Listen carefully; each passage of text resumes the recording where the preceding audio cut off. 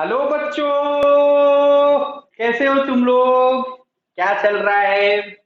अभी मत कहना फॉग चल रहा है। फॉग की कहानी खत्म। फॉग पहले ही चल रहा था। इस समय क्या चल रहा है? इस समय कोरोना चल रहा है। क्या चल रहा है? कोरोना। और कोरोना ऐसे चल रहा है और हम लोग डूब के बैठे हैं एकदम। यार क्या कहानी है यार। हम लोग वीर इंसान है, हम लोग मतलब मर्द हैं। बाहर निकल के कोरोना का डट के मुकाबला करते हैं। गलत, गलत। आई रिपीट वंस अगेन, गलत। बाहर देखो, आप अगर जो कोई भी चीज को जानबूझ के मुसीबत ले ले तो आप बहादुर नहीं हो। यू आर नॉट ए बहादुर मैन। ब्रेव मैन इंग्लिश में बोलेंगे क्या? ब्रेव। इसलिए अपने घर में रहे, सेफ रहे, स्वस्थ रहे। ये नहीं कि अरे इतना सा वायरस है, मेरा क्या कर लेगा, ये पूरा ऐसे ऐसे जा रहे हैं। नहीं। अगर जो घर में रहने से जान बची रहती है, जान जान है तो जान है। घर में बचे रहने से जान बची रहती है। तो मैं क्या करूंगा? घर में ही रहूंगा। खैर, उन सब बातों को छोड़ते हैं। आज हम लोग अपने टॉपिक पे आते हैं। हम लोग ग्रेविटेशनल फील्ड पढ़ रहे थे। और ग्रेविटेशनल फील्ड में बेटा अपन लोग बेसिक बेसिक बात कर लिए थे। ग्रेविटेशनल फील्ड स्फीयर का क्या होता है, या ग्रेविटेशनल फील्ड रिंग का, हाफ रिंग का पढ़े थे। फिर क्वाड्रेंट का पढ़े थे। आज हम लोग उसी को कंटिन्यू करने में हम लोग क्या पढ़ेंगे? Gravitational field, gravitational field, gravitational field due to a uniform ring of r radius r and mass m at its axial point। कौन सा बेटा? Axial point. एक्सियल पॉइंट का मतलब समझ रहे हो ना? सेंटर से जाने वाली रेखा। एक्सियल पॉइंट मतलब सेंटर से गुजरने वाली लाइन। सेंटर से गुजरने वाली लाइन। ठीक है सर, आ गया समझ में। थोड़ा सा मैं मिटा दूं। ये मैं मिटा रहा हूं। I need more space. मुझे क्या चाहिए? मोर। आप लोग हेडिंग डाल लीजिए, मोर स्पेस चाहिए। इसलिए मैं इसको मिटा दिया। अब हम लोग देखेंगे जैसे बच्चे ऐसे।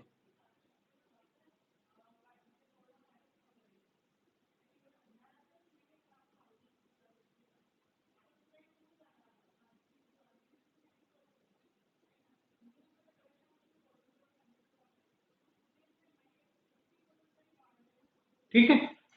ये रिंग थोड़ा अच्छा नहीं बन रहा है।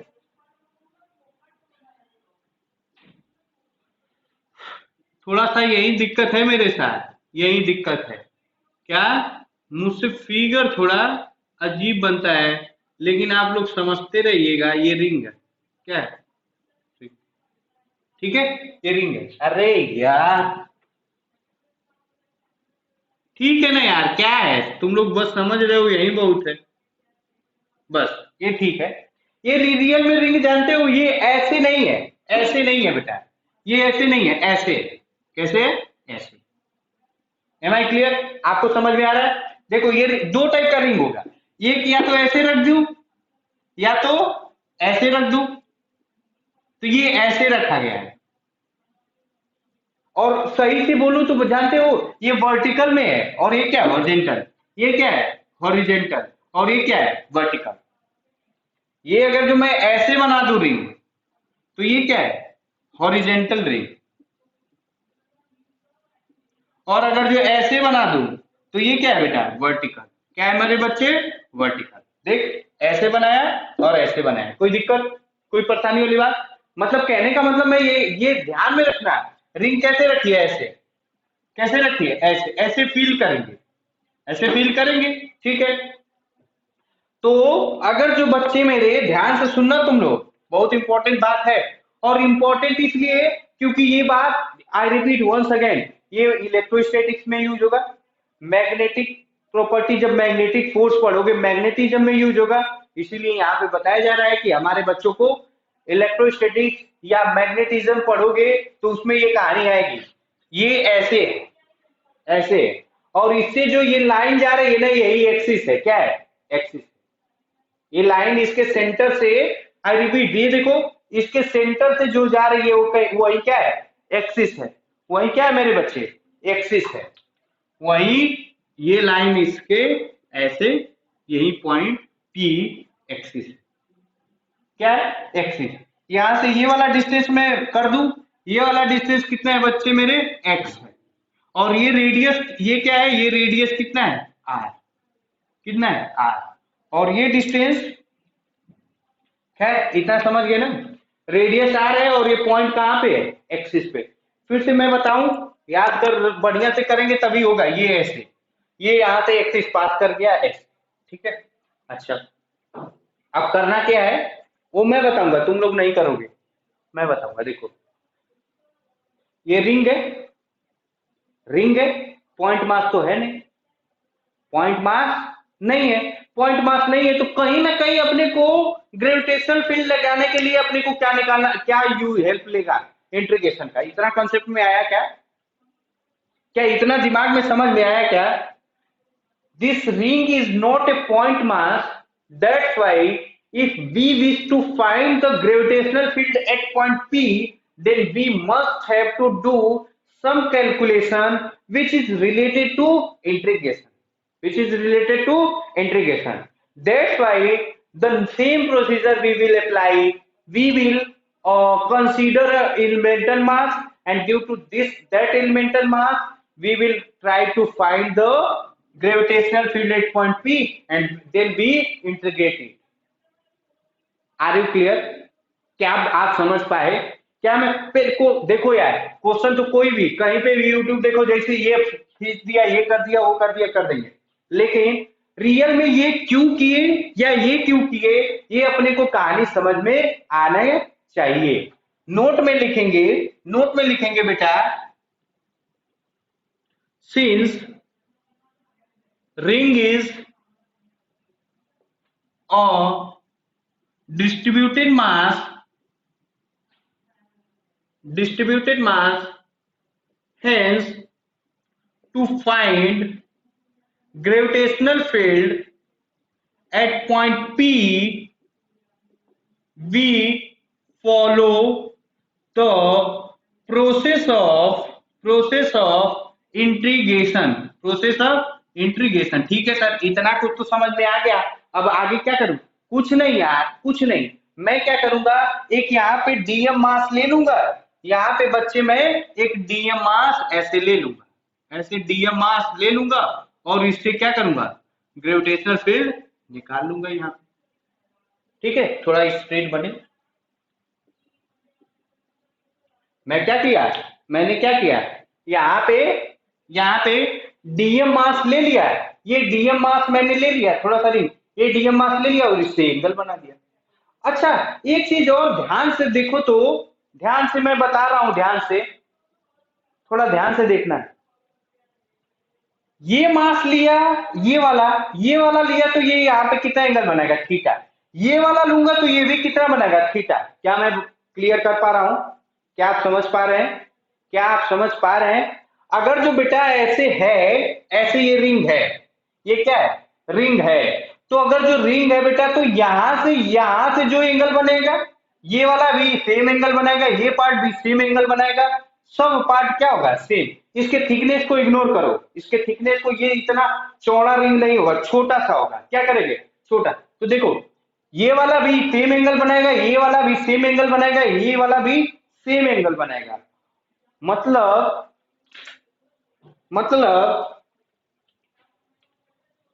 ये पहला पॉइंट। दूसरा, ऑल एलिमेंटल मास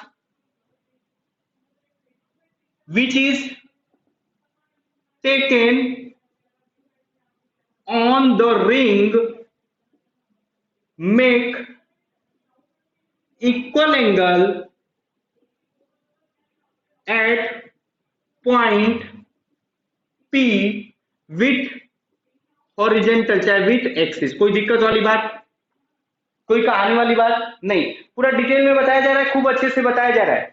क्या किया, ध्यान से, I repeat once again because ये 3D फिगर है, पता नहीं बच्चों को समझ में नहीं आता है। देखो ध्यान से, देख तो बेटा, ये जैसे है, इससे जो एंगल बना रहा है थीटा, ये भी बनाएगा थीटा, ये भी बनाएगा थीटा, क्या बनाएगा, थीटा। तुम ऐसे सोचो ना यार, ये सोचो ना, सोचो, ध्यान से सोचो, ध्यान से सोचो, ये पॉइंट है, ये पॉइंट है, मान लो ये पॉइंट है, पकड़ लो, हाँ, ये पॉइंट है, ये रिंग है, ये क्या है, रिंग है, ये वाला पॉइंट देखो, देखो, हाँ, ये पॉइंट है, ये रिंग है, ये पॉइंट है, देखो ये वाला एंगल कितना बना रहा है, एंगल थीटा, ये वाला कितना बना है, थीटा, ये वाला कितना बना है, थीटा, ये वाला कितना बना है, थीटा, ये वाला कितना बना है, थीटा, ये वाला कितना बना है, थीटा, ये वाला कितना बना है, थीटा। एम आई क्लियर, क्या आपको समझ में आ रही है? I once again I repeat, ये एक्सिस है, ये पॉइंट है, तो ये वाला कितना बनाया, थीटा, ये वाला कितना बनेगा, थीटा, ये वाला कितना बनेगा, थीटा, ये वाला कितना बनेगा, थीटा। तो इसी तरह ये कहानी है, अगर जो ये है बेटा, ये पॉइंट है, तो ये वाला कितना बनेगा, थीटा, ये वाला कितना, थीटा, ये वाला कितना, थीटा, कितना एंगल बनाएगा, थीटा, कितना एंगल बनाएगा बेटे, थीटा, कितना बनाएगा, थीटा। अच्छा, आ रहा है? तो इसका मतलब अगर जो ये, ध्यान से सुनना, यहां पे भी अगर जो मैं डीएम ले लूं, यहां पे भी अगर जो मैं डीएम ले लूं, यहां पे भी अगर जो मैं डीएम ले लूं, तो ये भी उतना ही बनाएगा, ये भी कितना बनाएगा, थीटा ही बनाएगा। कोई दिक्कत, कोई दिक्कत? तो इसके वजह से मान लो यहां पे, इसके वजह से मैं फील्ड मान लिया, ये फील्ड मैंने माना, अब छोटा सा मास है तो छोटा सा फील्ड बनाएगा, छोटा सा मास है तो छोटा सा फील्ड बनाएगा, तो ये बनाया है ऐसे डीई, और ये भी छोटा सा मास है तो यहां बनाएगा डीई। इसी तरह हर एक पॉइंट डाल लेंगे, हर एक पॉइंट डालेंगे। तो देखो, इसको अगर जो मैं देखूं, इसका एक मास देखूं, तो ध्यान से सुनना तुम लोग। और एक और बात, सर आपने दो ही क्यों लिया, सब क्यों नहीं लिए? क्योंकि सभी को करने के लिए तो अपने को इंटीग्रेशन करना है। दो को लेके हम लोग कुछ समझ रहे हैं, कुछ कंक्लूजन निकाल रहे हैं, उसी कंक्लूजन को सारे पे अप्लाई कर देंगे। Am I clear?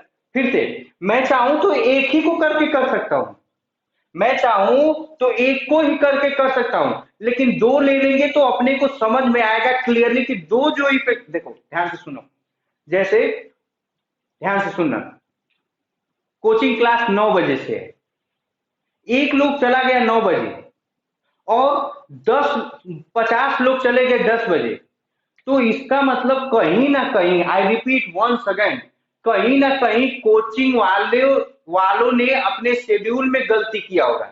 रियल में क्लास, रियल में क्लास 9 बजे नहीं रहा होगा, रियल में क्लास कहाँ रहा होगा, 10 बजे। क्यों? क्योंकि रियल में 50 बच्चे गलती नहीं करेंगे, एक बच्चा 9 बजे चल गया तो इसका मतलब वो बच्चा गलत है। अच्छा, ठीक है सर। दूसरी दूसरी कहानी, अगर जो 50 लोग 9 बजे आ गए और एक बच्चा 10 बजे आ गया, इसका मतलब कहीं ना कहीं कोचिंग का टाइमिंग 9 बजे था, तुम गलत हो। तो जिधर मेजोरिटी रहती है उनकी बातें ज्यादा प्रीफर की जाती है। जैसे नहीं होता है क्लास में, मैं, मुझे ही देख लिया करो, मैं बोलता हूं कि संडे को क्लास चलेगी, हाथ उठाओ, तो अगर जो 70% बच्चे हाथ उठाते हैं, 30% नहीं उठाते हैं, तो हम लोग मान लेते हैं कि चलो क्लास लेंगे, क्योंकि ज्यादा से ज्यादा लोग चाहते हैं। इन द सेम कंसेप्ट मैं यही कर रहा हूं, मैं एक को ले लूंगा और कह दूंगा तो अपनी बात अच्छी नहीं लगेगी। दो को ले लिया, अगर जो दो से सेम कंक्लूजन आ रहा है, दो से सेम कंक्लूजन आ रहा है, तो मैं मान लूंगा कि इसका मतलब सबसे सेम ही आएगा, सबसे सेम ही आएगा मेरे बच्चे।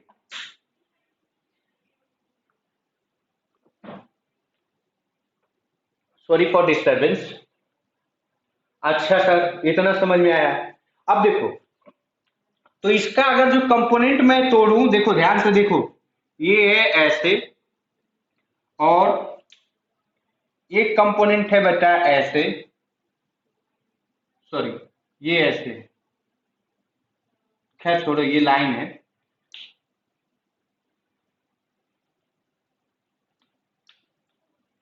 ये लाइन है ऐसे, ये डी है, और ये भी क्या है, डी, ये क्या है, ये मैं थोड़ा कुछ कुछ ज्यादा झंझट नहीं करना, मैं थोड़ा सा और सुंदर बना रहा हूँ। आप लोग एक ही पेन से बना सकते हैं, लेकिन दो दो पेन करेंगे तो थोड़ा अच्छा लगेगा। थोड़ा क्या लगेगा? अच्छा लगेगा, मुझे भी, तुम्हें भी, और तुम्हारे नोट्स को भी। ठीक है।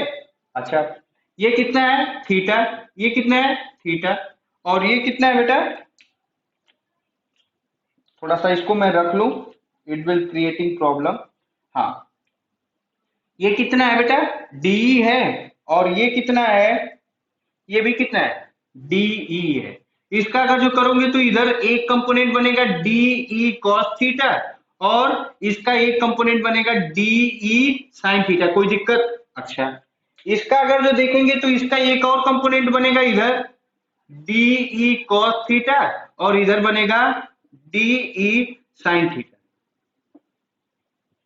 इसका मतलब vertical component will cancel each other. मतलब डी साइन थीटा क्या हो जाएगा? कैंसल हो जाएगा। डी साइन थीटा क्या हो जाएगा? कैंसल हो जाएगा। सिर्फ net net gravitational field net gravitational field is only due to due to horizontal component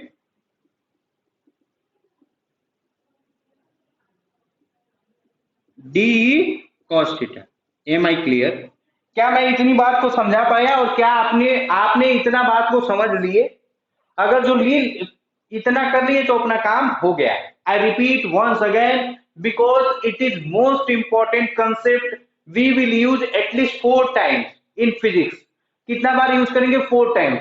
once it is in gravitation, second things when we go to study electrostatics, या आपने electrostatics पढ़ा है उसमें करेंगे।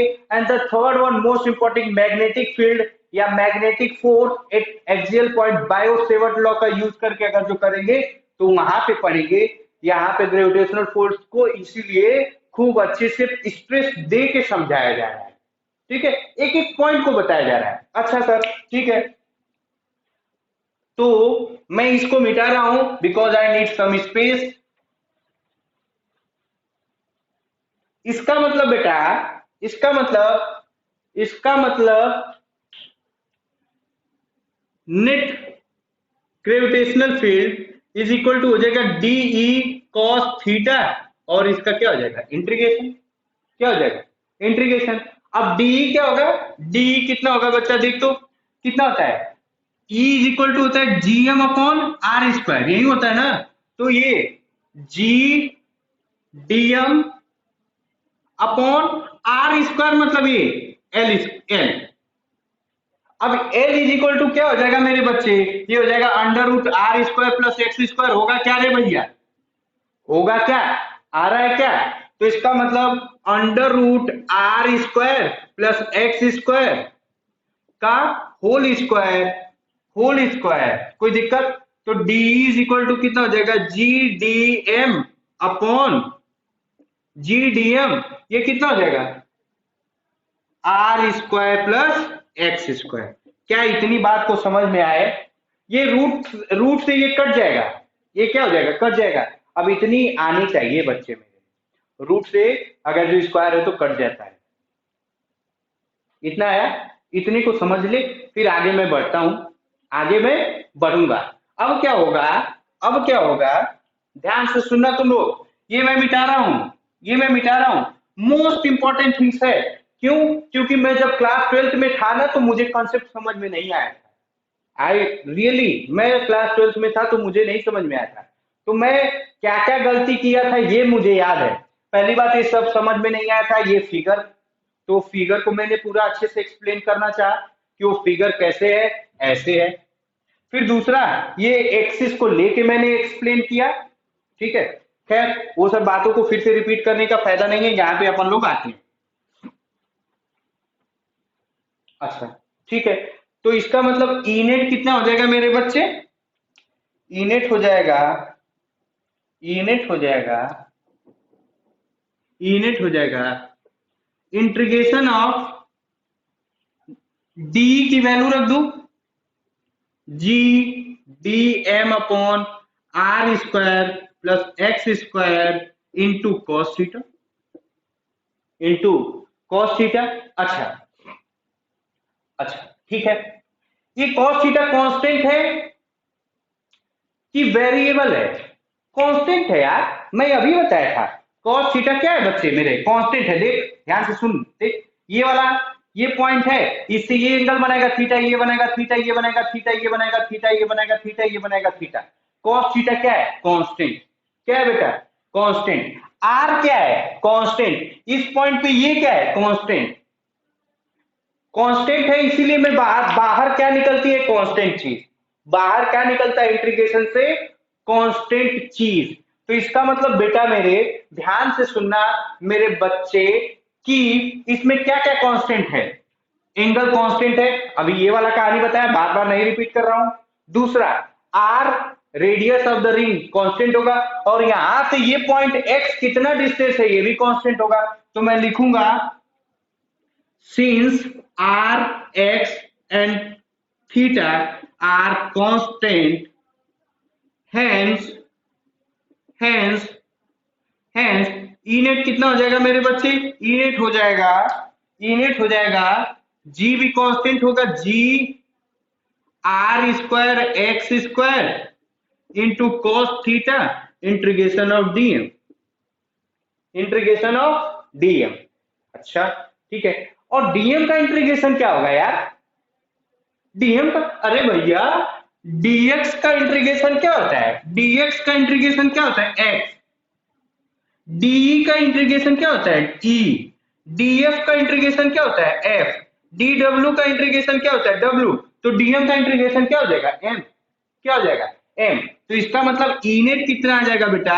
ई नेट आ जाएगा G M cos theta upon में R square plus X square. ये याद रखेंगे, ये याद रखेंगे, ये बेटा मेरे मेरे बच्चे याद रखेंगे। अच्छा, थोड़ा सा और कहानी और थोड़ा खूबसूरत बनाते हैं, इस एक्सप्रेशन को थोड़ा और खूबसूरत बनाते हैं, क्योंकि cos थीटा मैंने माना है, cos थीटा मैंने माना है। जब cos थीटा, फिर से वही कंसेप्ट, फिर से फिजिक्स का वही कंसेप्ट, अगर जो कुछ भी हम लोग अपने से मानते हैं मेरे बच्चे, उसको हम लोगों को हटाना पड़ेगा। इसका मतलब cos थीटा को कहीं ना कहीं गायब करना पड़ेगा। cos थीटा चल भैया गायब हो जा, तो क्या गायब करेंगे? इसमें ट्रायंगल देख लेंगे, इसमें ट्रायंगल देख लेंगे। तो ट्रायंगल देखेंगे बच्चे, तो E net is equal to कितना आ जाएगा? G M upon R square plus X square, और इसमें अगर जो देखोगे cos थीटा की वैल्यू कितना? Base upon hypotenuse. बेस कितना है? एक्स, और हाइपोटेनस कितना है? R root. तो ये हो जाएगा X upon under root R square plus X square, where cos theta is equal to x upon under root r square plus x square, r square plus x square। आया क्या? समझ में आया? अच्छा सर, तो ई नेट कितना हो जाएगा मेरे बच्चे? ई नेट इज इक्वल टू हो जाएगा जी एम, यहाँ पावर 1 है, थोड़ा सा हम और करते हैं, क्योंकि हो सकता है मेरे बच्चों को कुछ क्लियर नहीं आए। तो ये हो जाएगा पावर 1, और ये हो जाएगा R square plus X square 1/2, 1/2। When base is same, then power is added. When base is same, then power is added. तो इसका मतलब ई नेट आ जाएगा, ई नेट आ जाएगा जी एम एक्स, थोड़ा सा मैं और सुंदर से लिखूं क्योंकि ये इंपॉर्टेंट रिजल्ट है। E net is equal to आ जाएगा G M X upon R square plus X square के पावर 3/2। कहां पे? At axial point, axial point P.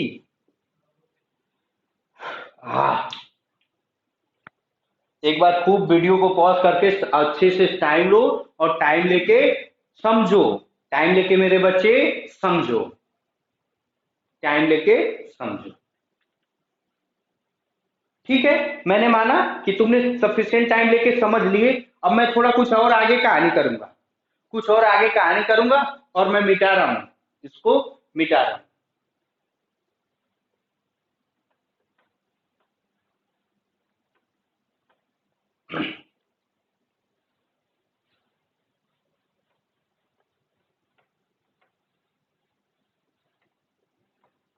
अच्छा, मैं मिटा रहा हूं और देखूंगा।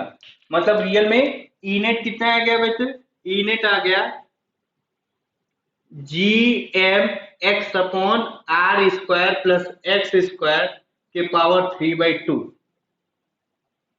3/2। अच्छा, अब एक ग्राफ देखेंगे। क्या देखेंगे? ग्राफ। क्या देखेंगे? ग्राफ। क्या देखेंगे मेरे बच्चे? ग्राफ।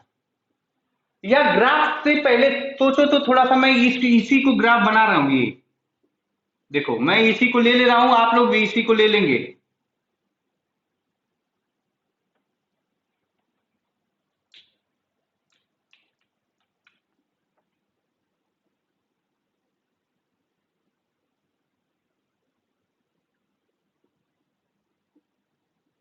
अच्छा, ये किसका ग्राफ है? E versus, E versus, graph किसका है? थोड़ा सा मैं देख लूं। E versus R, E versus X का, ई वर्सेस एक्स का। अब देखो, ध्यान से सुनना, ध्यान से सुनना। जैसे जैसे एक्स घटेगा तो ग्रेविटेशनल फील्ड की वैल्यू बताओ। या अगर जो तुम समझ में नहीं आ रहा है तो थोड़ा सा मैं लिख ले रहा हूं, देखो।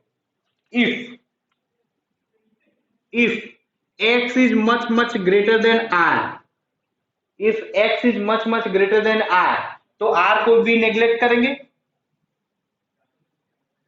तो ये रियल में ई नेट का फॉर्मूला क्या आ जाएगा मेरे बेटे? G M X upon X square upon 3/2। मतलब रियल में आ जाएगा G M upon X, G M upon X, G M upon X. इसका मतलब जैसे जैसे एक्स की वैल्यू घटेगी वैसे वैसे ग्रेविटेशनल फील्ड की वैल्यू बढ़ेगी। जैसे जैसे एक्स, जैसे जैसे जैसे जैसे एक्स घटेगा ग्रेविटेशनल फील्ड की वैल्यू बढ़ेगा, ग्रेविटेशनल फील्ड की वैल्यू बढ़ेगा। जैसे जैसे x, sorry, I repeat once again because it is most confusing concept in the physics. That's why मैं इसको बहुत अच्छे से कंसीडर कर रहा हूं। जैसे जैसे एक्स बढ़ता जाएगा, जैसे जैसे एक्स बढ़ता जाएगा, जैसे जैसे एक्स बढ़ता जाएगा, ग्रेविटेशनल फील्ड की वैल्यू, सॉरी,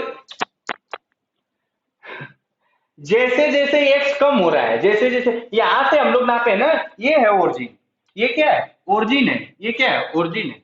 अच्छा, ओरिजिन से जैसे जैसे एक्स की वैल्यू घट रही है वैसे वैसे ये क्या हो रहा है? बढ़ रहा है। मतलब एक्स, एक्स इंक्रीज ई, या एक्स डिक्रीज ई इंक्रीज। अच्छा सर, कहां तक? कहां तक? सिर्फ इसके सरफेस तक। कहां तक? इसके सरफेस पे। फिर उसके बाद जब अंदर जाने लगेगा तो फिर से ग्रेविटेशन एक्स, अब इसमें इसमें एक्स की वैल्यू घटेगी, एक्स की वैल्यू घटेगी, लेकिन आर भी तो है।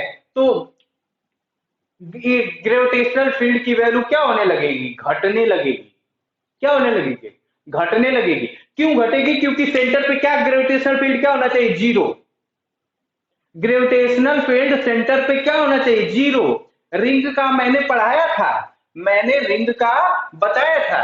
क्या बताया था? ई नेट ड्यू टू और ring at centre is zero, is zero, is zero, is बेटा जीरो। तो मैं बोल तो रहा हूं एकदम करेक्ट कि जैसे जैसे एक्स घटेगा ग्रेविटेशनल फील्ड की वैल्यू बढ़ती जाएगी। लेकिन बढ़ते, अच्छा एक बात बताओ, कोई भी नंबर ऐसे हो रहा है, ग्रेविटेशनल फील्ड की बात बता रहा हूं, 5, 7, 8, 9, 12, 15, 20, जीरो कभी नहीं। ऐसा नहीं होगा। जब कोई भी चीज बढ़ रहा है तो जीरो कैसे होगा भैया, कैसे होगा? तो ये कंसेप्ट बहुत अच्छे से दिमाग में बैठाना है कि जैसे जैसे एक्स बढ़ेगा वैसे वैसे ग्रेविटेशनल फील्ड की वैल्यू घटेगी, या जैसे जैसे एक्स घटेगा वैसे वैसे ग्रेविटेशनल फील्ड की वैल्यू बढ़ेगी। कहां तक? सरफेस तक। कहां तक? सरफेस तक। उसके बाद जब हम लोग जाएंगे तो ग्रेविटेशनल फील्ड की वैल्यू क्या होने लगेगी? घटने लगेगी। नोट में मोस्ट इंपॉर्टेंट बात लिखेंगे, मोस्ट इंपॉर्टेंट बात लिखेंगे नोट में, as value of X decrease, as decrease, gravitational field is increased and become maximum at surface, at surface, at surface। पहला कंसेप्ट। दूसरा concept, when we enter inside the ring, inside the ring, although although although x is decreased, but gravitational field also decrease and become zero at center, at center, at center, at center। क्या मैं अपनी बातों को कर पाया? अर्थ को सोचो, अर्थ को सोच, अर्थ को सोच भैया। नहीं आ रहा है ठीक हो, अर्थ को मान लो, एक स्पेयर मान लो।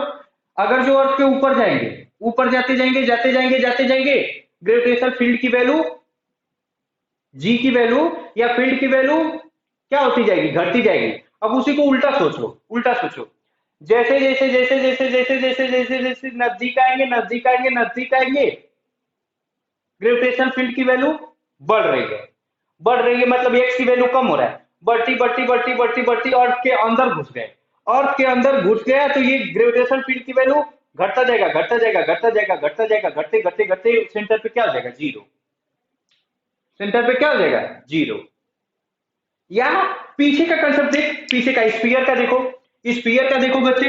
ये स्फीयर पे देखते थे, यहाँ पे पॉइंट पे ऐसे ऐसे ऐसे ऐसे ऐसे ऐसे ऐसे जाते थे, ये पढ़े थे ना, gravitational field is inversely proportional to 1/r²। जैसे जैसे आर की वैल्यू कम होती थी ये ग्रेविटेशनल फील्ड बढ़ता था, बढ़ते बढ़ते बढ़ते सरफेस पे मैक्सिमम होता था, फिर उसके बाद क्या होता था? घटने लगता था। उसके बाद क्या होता था? घटने लगता था मेरे बच्चे। तो सेम कहानी यहाँ पे भी है, सेम कहानी यहाँ पे भी है।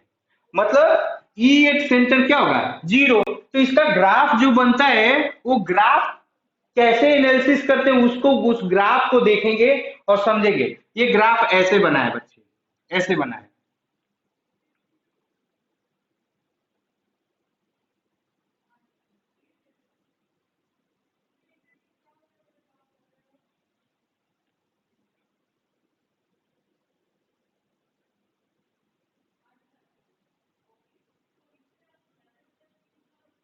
ठीक है, ये रियल में मैक्सिमम कब होगा? ई मैक्सिमम एट r√2, और यहाँ पे ई मैक्सिमम कब होगा बेटे? -r√2। ठीक है, और ये क्या हो गया? ई एट सेंटर क्या हो जाता है? जीरो। कितना होता है? जीरो। कितना होता है? जीरो। ठीक है, समझ लो। ये थोड़ा सा गलत हो रहा है। Maximum at distance, at distance r√2, r√2। Surface पे नहीं होगा, I am really sorry for that. r√2 पे क्या होगा? मैक्सिमम। r√2 पे क्या होगा? मैक्सिमम। देखो तो ध्यान से देखो, सेंटर से हम लोग बाहर जा रहे हैं, जाते जाते जाते जाते बढ़ रहा है बढ़ रहा है बढ़ रहा है बढ़ रहा है, बढ़ते बढ़ते बढ़ते इंफिनिटी पे जाने पे क्या हो रहा है? घट रहा है। सेंटर के बाद जा रहे हैं, एक्स की वैल्यू इधर से देख, इधर देखो बढ़ रहा है बढ़ रहा है, यहाँ पे भी ये रियल में एक्स जैसे जैसे बढ़ रहा है उससे ग्रेविटेशनल फील्ड की वैल्यू बढ़ रही है लेकिन निगेटिव में। क्या कंफ्यूजन है क्या? Gravitational field is a vector quantity. तो देखो रिपीट वंस अगेन, जैसे जैसे एक्स बढ़ रहा है ये बढ़ रहा है बढ़ रहा है बढ़ रहा है बढ़ रहा है बढ़ रहा है, यहां से घटना शुरू हुआ है, यहां से घटते घटते इंफिनिटी पे क्या हो जाएगा? जीरो। इंफिनिटी पे क्या हो जाएगा? जीरो। क्या हो जाएगा? जीरो। ग्राफ फिर से बताऊं ध्यान से, सेंटर से चले, इस इधर का देखो, सेंटर से चले, ये बढ़ता गया बढ़ता गया बढ़ता गया बढ़ता गया बढ़ता, ये एक्स की वैल्यू बढ़ती गई, एक्स की वैल्यू बढ़ता गई, ये बढ़ता गया फिर खत्म। यहाँ पे जैसे जैसे कहानी वही हो रहा है ये। ठीक है बच्चे? अच्छा, लिख लो, लिख लो।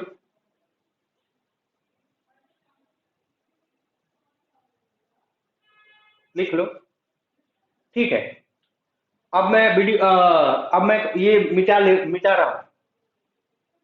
मिटा रहा हूं। मैक्सिमम कहां पे होगा? R√2 पे। कहां पे होगा? R√2 पे। जीरो कहां पे होगा? एट सेंटर पे। कहां पे? सेंटर पे।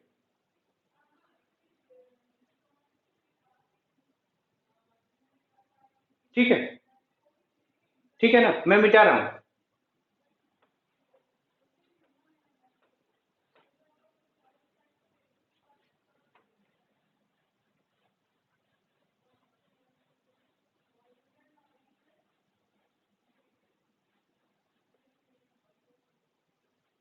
ठीक है? मैं कंक्लूजन को एक बार फिर से रिवाइंड कर दूं। Gravitational field at axial point ring का क्या होता था वो अपन लोगों ने देखा, GM upon X upon under R square plus X square की पावर 3/2। फिर हम लोगों ने इंपॉर्टेंट कंक्लूजन निकाला था कि जैसे जैसे एक्स की वैल्यू घट रही थी ग्रेविटेशनल फील्ड की वैल्यू भी बढ़ रही थी, और बढ़ते बढ़ते जैसे ही हम लोग उसके अंदर जाते हैं, रिंग के अंदर जाने लगते हैं, तो ग्रेविटेशनल फील्ड की वैल्यू, हालांकि एक्स भी घटते जाता है और ग्रेविटेशनल फील्ड की वैल्यू भी घटते जाती है, घटते घटते घटते बेटा सेंटर पे ग्रेविटेशनल फील्ड की वैल्यू क्या हो जाती है? जीरो। ग्रेविटेशनल फील्ड की वैल्यू क्या हो जाती है? जीरो। क्या हो जाती है? जीरो। ठीक है? मिटा रहा हूं।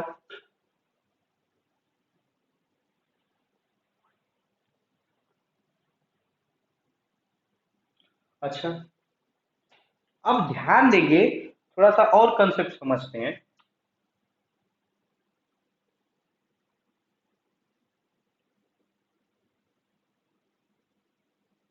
जैसे बेटा ध्यान से सुनना, जैसे मान लो ये M1 है, ये M2 है, इनके डिस्टेंस क्या है? R। तो मैं फोर्स पूछूं तो क्या मैं फोर्स क्या पूछूंगा? फोर्स इज इक्वल टू हो जाएगा G M1 M2 upon R square. G M1 M2 upon R square, law of gravitation. अच्छा, इसको सोचने का एक और तरीका है, इसको सोचने का एक और तरीका है। क्या सोचने का तरीका है? कि मतलब अगर जो मुझे ये पता करना है कि इस पॉइंट पे फोर्स कितना लग रहा है, फोर्स एट पॉइंट पी, तो मैं क्या करूंगा? मैं क्या करूंगा बेटा, ये मालूम मुझे नहीं मालूम, तो मैं क्या करूंगा कि ये M1 यहाँ पे कुछ ग्रेविटेशनल फील्ड बना रहा होगा। ये फॉर्मूला पढ़े हैं कि नहीं? ये फॉर्मूला पढ़े कि नहीं? Gravitational field equal to F upon M, then F equal to M E, F equal to M E, M E. ठीक है सर, समझ में आ गया। यहाँ पॉइंट पी है, मुझे नहीं मालूम, कोई मालूम नहीं। जैसे मान लो सपोज करो यहाँ पे मुझे मालूम है ये पॉइंट पी है, तो ग्रेविटेशनल फील्ड एक पॉइंट पी कितना होगा मेरे बच्चे? पॉइंट पी पे कितना हो जाएगा? ग्रेविटेशनल फील्ड हो जाएगा G M1 अपॉन आर का होल स्क्वायर होगा। और अगर जो यहीं पे एक मास रख दू M2 पे तो उसका फोर्स कितना हो गया? If a mass M2 is at point P, then force on mass M2 कितना होगा मेरे बच्चे? कितना होगा? तो फोर्स ऑन मास कितना हो जाएगा? ये फोर्स इक्वल टू क्या? M E, M E. Force के मास कितना है m2, मास कितना है m2, कितना है मास m2, और ग्रेविटेशनल फील्ड कितना है gm1/r का होल स्क्वायर। तो देखो फिर से वही नहीं हो गया, वही नहीं हो गया मेरे बच्चे, क्या हो गया gm1/r का होल स्क्वायर, और ये क्या हो गया m2। क्या समझ पाए? मैं फिर से रिपीट करूं, फोर्स किसी भी, I repeat once again and it is most important, किसी भी जगह पे फोर्स निकालने के दो तरीके, एक अगर जो दोनों क्या है लॉ ऑफ ग्रेविटेशन लगा लो gm1m2/r² कर लोगे। दूसरा क्या है कि उस पॉइंट पे हमें फील्ड निकाल लो और उसको वहां पे जो मास रखा गया है उससे मल्टीप्लाई कर दोगे, फोर्स आ जाएगा। क्या आ जाएगा? फोर्स आ जाएगा। जैसे ध्यान से देखो, मैं मिटा रहा हूं ये, मान लो बच्चे मेरे भैया देखना ध्यान से, जैसे मान लो, ये स्फीयर है, ये क्या है बच्चे स्फीयर है, और ये रेडियस मान लो कि यहाँ पे पॉइंट P है, और ये मान लो कि निकालना था, ये मास m है, रेडियस r है। तो इस पे ग्रेविटेशनल फील्ड एक पॉइंट P पे कितना होगा, कितना हो जाएगा gm/r का होल स्क्वायर है, gm/r² होल स्क्वायर। और अगर जो मैं लिख दूं if a mass m is kept at point P, then force का क्या हो जाएगा, फोर्स इक्वल टू होता है बेटा क्या m e, force equal to m e, मतलब gm/r का होल स्क्वायर। देखो तो क्वेश्चन या तो ग्रेविटेशनल फील्ड दिया रहेगा या तो फोर्स पूछेगा। क्या पूछेगा? फोर्स। इसका मतलब मैं एक बात बताऊं क्या, जहां पे फील्ड जीरो है वहां पे फोर्स जीरो है, कोई दिक्कत वाली बात है क्या? नहीं। जहां पे फील्ड जीरो है वहां पे फोर्स भी जीरो है। इसका मतलब अगर जो सेंटर पे देखेंगे बेटा, सेंटर पे देखेंगे तो रिंग के ड्यू टू, ये याद रखेंगे, याद रखेंगे कहा, जहां पर फील्ड जीरो है वहां पर फोर्स भी जीरो होगा, फोर्स भी जीरो होगा, फोर्स भी बच्चा मेरे क्या होगा, जीरो होगा। ऑफ कोर्स यार, जहां पे फील्ड को क्रिएट करने वाला कौन, मास, और वहीं क्या लगाएगा दूसरे पे फोर्स, जब फील्ड ही नहीं तो फोर्स क्या है, gravitational force is a non contact force. मतलब ग्रेविटेशनल फोर्स जो लगता है वो फील्ड के कारण ही लगता है। वो इस यहाँ पे, यहाँ मार्कर, यहाँ मैंने मार्कर छोड़ा, ये अर्थ के नीचे जाके गया, क्योंकि यहाँ पे क्या है, एक फील्ड है। अगर जो वही स्पेस में कहीं अगर जो किसी बॉडी को छोड़ देंगे तो वो अर्थ की तरफ थोड़े आएगा, क्योंकि हो सकता है कि वहां पे फील्ड अर्थ का नहीं हो। Am I clear? तो क्वेश्चन दिया रहेगा, दो क्वेश्चन दिया सकता है, जैसे अगर जो कोई पॉइंट दिया है और फील्ड पूछ दे, एक क्वेश्चन, या कोई पॉइंट पे कोई मास रखा है और फोर्स पूछ दे, तो उसमें भी ये कंसेप्ट लगा सकते हैं, ये कंसेप्ट लगा सकता है कि हम लोग क्या करेंगे, उस पॉइंट पे फील्ड निकालो और वहां पे जो मास रखा है उससे मल्टीप्लाई कर दो। नोट में लिख दो बेटा, नोट में लिख, नोट में लिख, नोट में लिखो, मोस्ट इंपॉर्टेंट कंसेप्ट लिखो,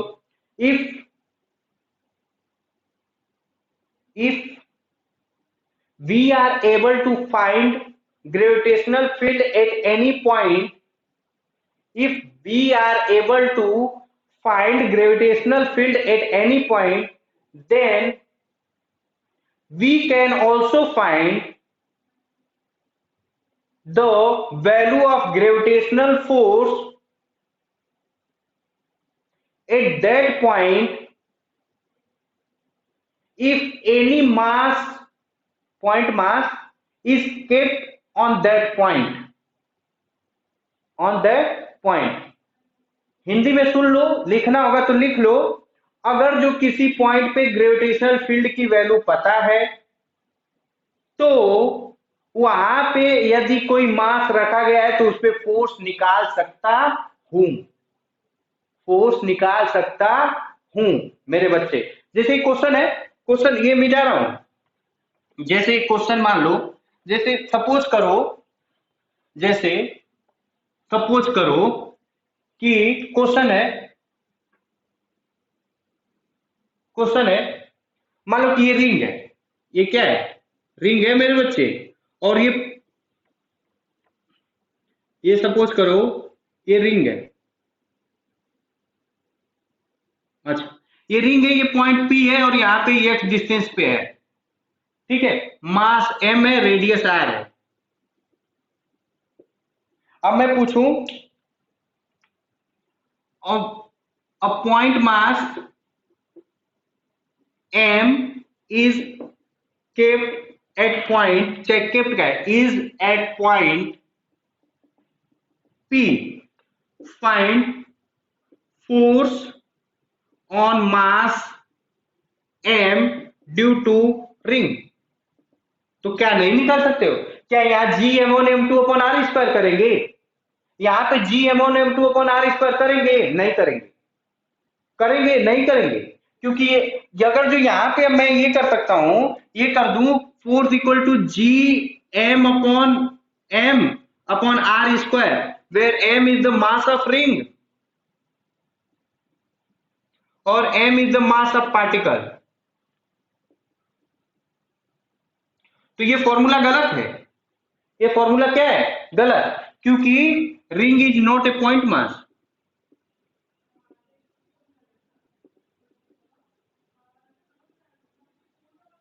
कोई दिक्कत, कोई शक, कोई परेशानी? आज का लेक्चर कठिन जाने वाला है। आज के लेक्चर को 2 बार 3 बार 4 बार देखेंगे, फिर क्वेश्चन को देखेंगे, बुक से पढ़ेंगे, तब जाके कहीं क्लियर होगा। और मेरे बाबू, अगर जो आज का कंसेप्ट अगर जो क्लियर हो गया तो जिंदगी में फिजिक्स बहुत अच्छे से खेलोगे। इस कंसेप्ट का यूज कम से कम 3 जगह है फिजिक्स में, 4-5 जगह है। क्वेश्चन भी आते हैं इस पे। ठीक है, खैर अभी क्वेश्चन पे फोकस नहीं करते, अभी ये समझते हैं कि यहाँ पे पॉइंट पी पे अगर जो मास एम रखा है बेटा, तो इसका force G M one M two upon R square पे लगा ही नहीं सकते। लगा ही नहीं सकते। क्यों? क्योंकि ये पॉइंट मास के लिए है। अच्छा, ring is a point mass. ठीक है, अब दो तरीका है यहाँ पे फोर्स निकालने का। एक तो क्या है, यहाँ पे फिर एलिमेंटल मास रखो, जैसे रॉड में रखा था। जैसे रॉड में ये फोर्स निकाला था ना, यहाँ पे फोर्स निकाला था ना। खैर वो वीडियो हो सकता है कि उस वीडियो में आवाज क्लियर नहीं आ रहा था, वो वीडियो आप लोगों ने नहीं देखा। लेकिन अगर जो आज देखेंगे, वो जो ये रॉड वाला फोर्स निकाला गया, वहां से आवाज क्लियर आ रही है। खैर उन सब बातों को छोड़ते हैं।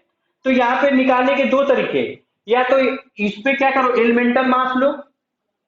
एलिमेंटल मास लो और उस डीएम मास के द्वारा इस पे फोर्स निकाल लो और उसी को इंटीग्रेट कर दो।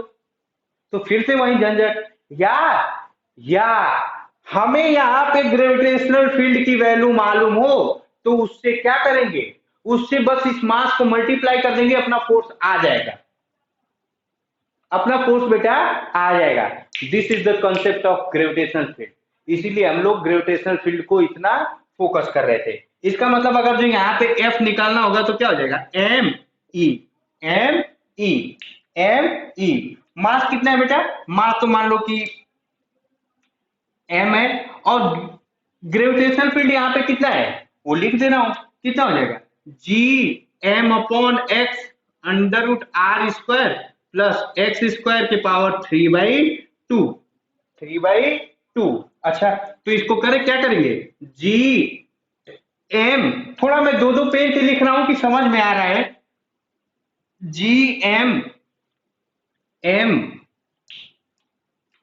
X upon R square plus X square के पावर 3/2। 3/2 3/2 3/2। ठीक है मेरे बच्चे, मैं मिटाऊं क्या? यहां पे ये फॉर्मूला क्यों नहीं यूज कर सकते? क्योंकि पॉइंट मास है। हम लोग किसका यूज करेंगे? Hence we use concept of gravitational field. इसका यूज करेंगे बेटा, ग्रेविटेशनल फील्ड का कंसेप्ट यूज करेंगे। मिटा रहा हूं मैं मिटा रहा हूं। जैसे मैं मिटा रहा हूं, जैसे जैसे एक क्वेश्चन है, एक क्वेश्चन ये है, क्वेश्चन ये है, थोड़ा सा मैं मिटा लूं।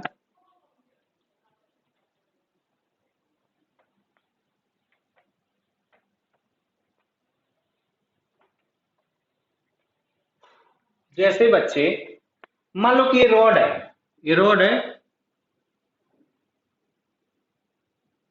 ये रॉड है एल, लेंथ का, मास कितना है एम, और एक यहाँ पे पी है, और यहाँ पे मास रखा है एम, और यहाँ पे ये डिस्टेंस है कितना, ए डिस्टेंस, और मुझे निकालना है find force at point P due to the rod, due to the rod. अब वीडियो को पॉज करो और सफिशिएंट टाइम लो और टाइम लेके कर डाल मेरे बच्चे।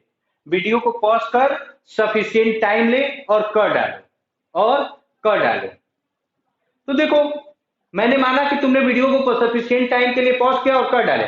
तो यहाँ पे फोर्स इक्वल टू मैं ये पढ़ा हूं G M m1 m2 upon R square, लेकिन ये जी मास इसका मान लो m, और ये m स्मॉल m अपॉन ए स्क्वायर, ये लिख दूंगा तो ये गलत है।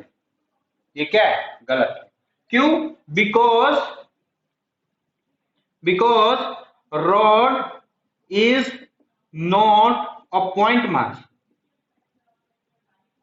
Rod is not a point mass. तो मैं क्या करूंगा, मुझे निकालना भी है, तो हम लोग किसका यूज करेंगे, ग्रेविटेशनल फील्ड का कंसेप्ट यूज करेंगे। इस रॉड के द्वारा यहाँ पे ग्रेविटेशनल फील्ड की वैल्यू क्या होती है उसको निकाल लेंगे, उसको क्या करेंगे, निकाल लेंगे, और वहां पे जो मास दिया है उससे मल्टीप्लाई करेंगे, क्या कर देंगे, मल्टीप्लाई कर देंगे।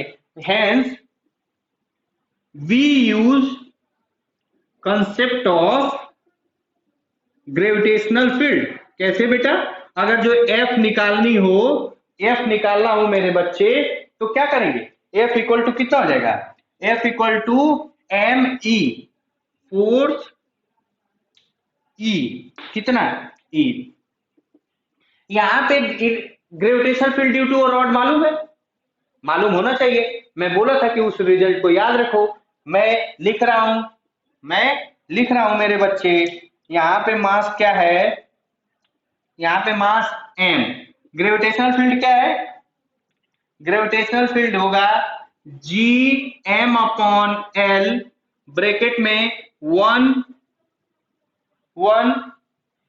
ए plus L minus 1 upon A, शायद देख लो, ए माइनस नहीं, नहीं ये नहीं, 1 अपॉन ए माइनस 1 अपॉन ए प्लस एल।